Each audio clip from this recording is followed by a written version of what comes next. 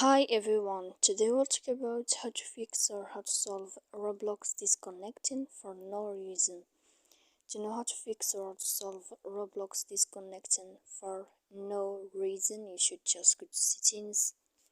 Here in this page, you'll enter to apps, default apps, app settings.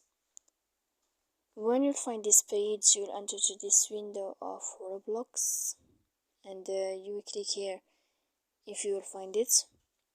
Then this page we click first stop and we click OK. Here we go to click storage. After that we click clear cache, and in the end of all these steps then you can turn off your Wi-Fi. So please don't forget to support us by liking and subscribe.